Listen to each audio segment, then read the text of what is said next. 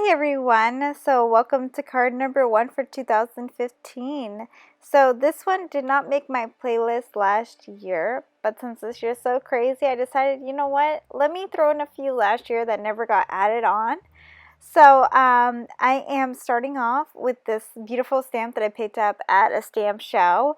And the first time I'm stamping up on Copic paper, and I'm using Memento Tuxedo Black ink. The second time you see me stamp, I'm using StazOn on a graphics paper, and this is basically a masking sheet that's clear.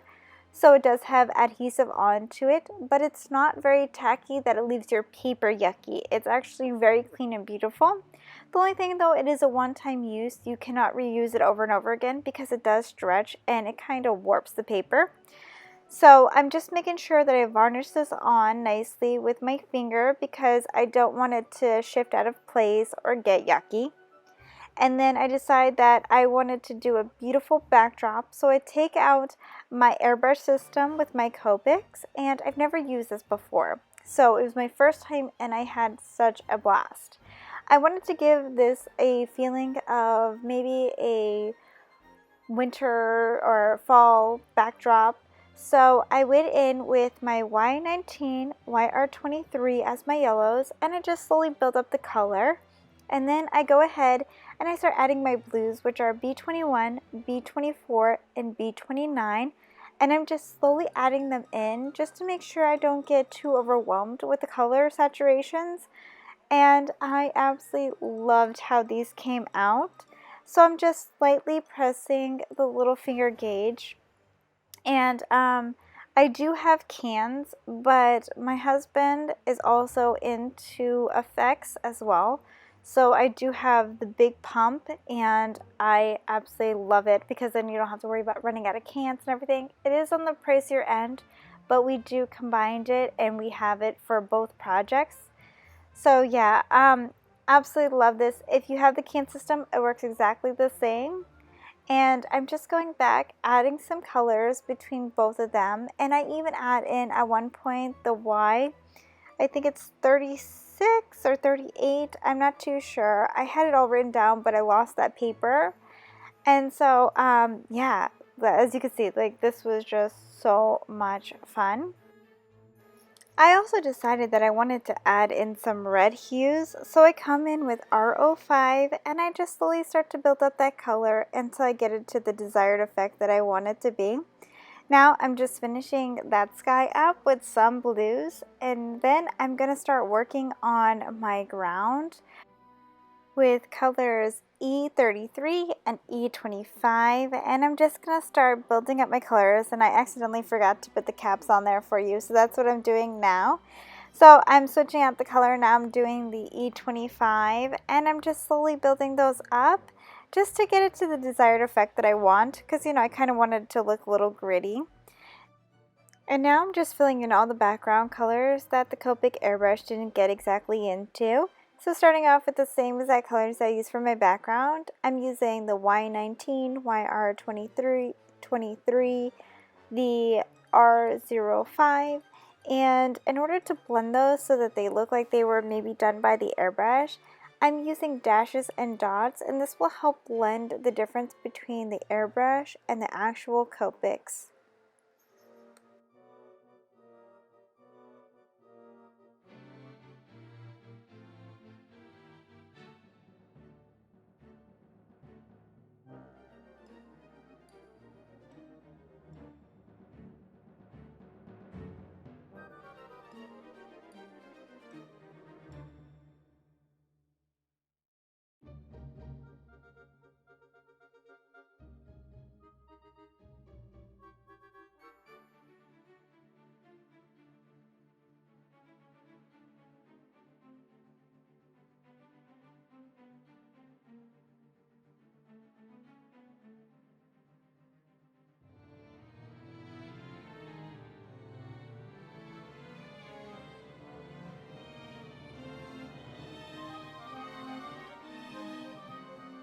Next, I'm starting to fill in my image. So for my colors for this little weed stalk, I'm going in and I'm using YR21, YR24, YR23, and YR27.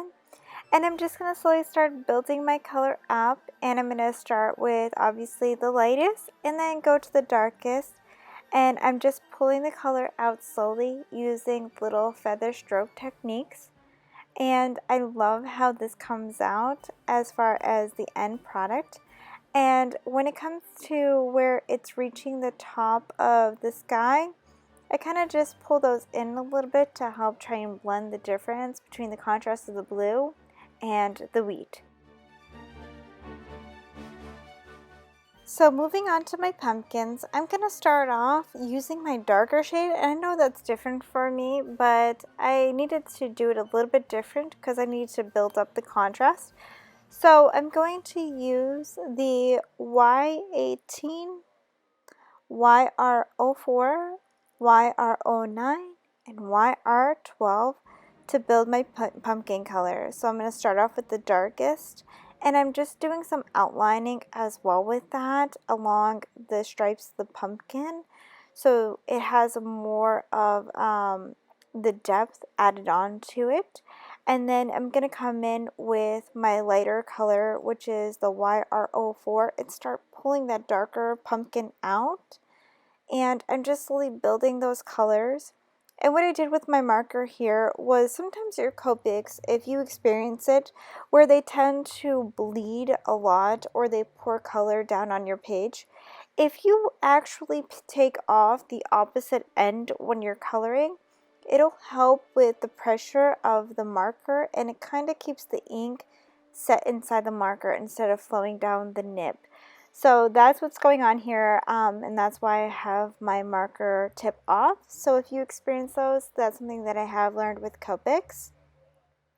Now I'm coming in with one of my yellows, which is, this is the Y18, and I'm going to start using that to give some of the shading of the yellow, because pumpkins also have the yellow undertones as well as the oranges.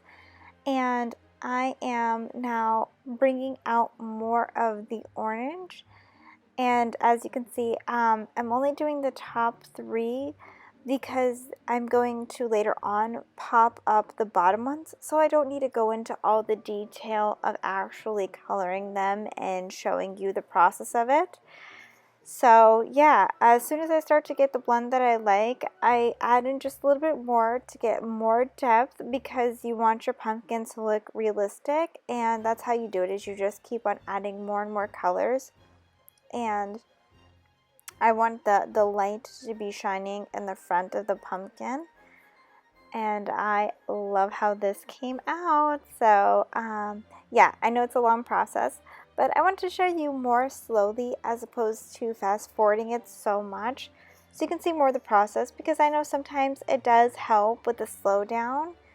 I don't know if you would like to see more tutorials of me doing just coloring, or if you just like the tutorials of the card making process, so that you kind of have the idea and inspiration.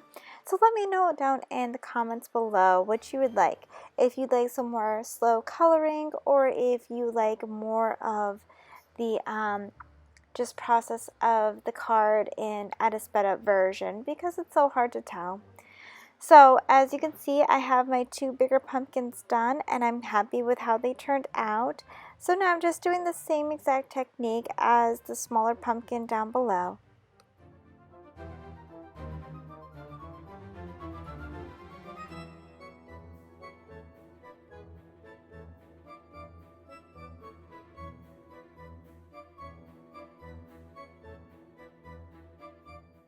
So on a different Copic paper, I already colored in the pumpkins to the left-hand side. I figured, since you already seen pretty much in detail how I colored the pumpkins up top on the regular right-hand side, I didn't need to add in both clips because it is a lot of detail.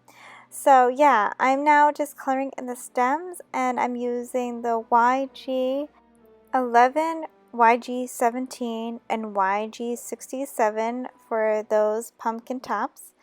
And then I'm just going to do small shading on it because they are very small, so you don't need too much detail. Next, I'm starting to color in those leaves that I have inside the background, and I'm just going to do a variety of color, just because Fall is just mixed with so many beautiful colors, from the greens, the reds, the oranges, the yellows.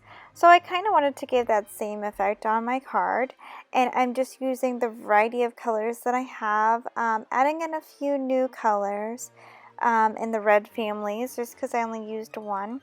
So I'm just coloring them up, and I'm just randomly doing it. No real rhyme or reason to any of it, just whatever looks really good and whatever tones. And I'm even mix matching. As you can see, I did the yellow with the reds, trying to stay as true to fall as I can get, because yeah, Florida, we don't really have fall anymore. And I grew up north, so I loved watching the leaves change and the colors, and we don't get that here in Florida. It's pretty much green or brown, like there's no in between. So just trying to go back on memory of what I always experienced as a kid and just filling those in.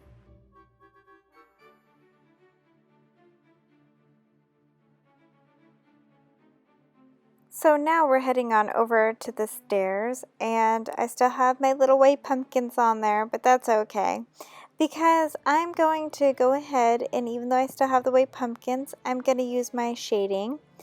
So for my latest color, I'm going in with my E31, followed by E33, E25, and E27 as my darkest. And I'm going to do the lightest first, then come in with a E27 so that it's on moist paper and it doesn't absorb too much, so I still can get more blending. So for the E27, I'm just adding in all the spots that would have the darkest shading.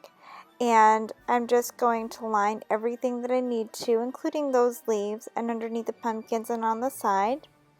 Once I'm done with that, then I need to pull out more of that E27, so I come in with my E25, and I just slowly start to pull out that color. This is a little bit of a process just to give it more of a realistic look, because you have to be patient and you have to keep on going back and forth, unfortunately.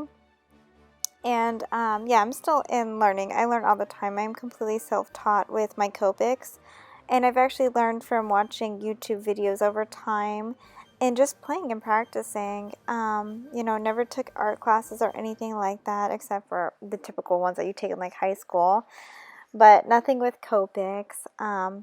So yeah, I'm just kind of just playing with colors and seeing what I like and seeing what works for me. And I'm just going to start pulling those colors more and more out. And I start to get the gradual build that I'm looking for. And I want it to look, you know, like there is wood grain inside of these stairs. So I think I'm doing a pretty good job. Hopefully you agree as well. And just adding more color and blending out more and more.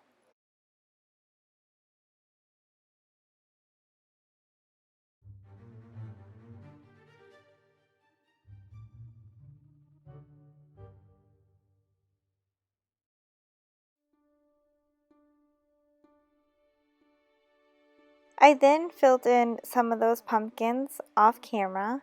Now I'm going to go ahead and put my pop dots, which is my foam adhesive, on the back of these pumpkins, and just make sure I place them correctly and pop them up. So my kitty cat, I think, is the favorite one out of all of them. I absolutely love that one. And then once that's all done, I just make sure that I fill in any more areas that might be visible from the sides, because you don't want any white showing. So that's what I'm doing now, is just making sure I get all those. And I'm starting to adhere the front of my card, and this is some cardstock from last year from Recollections. And so I add on top of that, I add Michael's black cardstock. And I just make sure that I get it nice and even. And then I'm going to lay my image on top of that, so that way it pops a little bit more against that black. Now, I accidentally guess I lost some of the footage, but I just put some little half-back pearls in black around the edges of that. And then I'm taking my Wink Stella in the black, and I'm just filling in some of my pumpkins, because of course I have to have my glitter. You know, I love my shine. So I'm just adding that onto there, and because of how long the front of this card is, I did not do the inside of the card on camera, but I do show you what it looks like inside. So this is my card. Thanks everyone for watching, and I hope you like my video.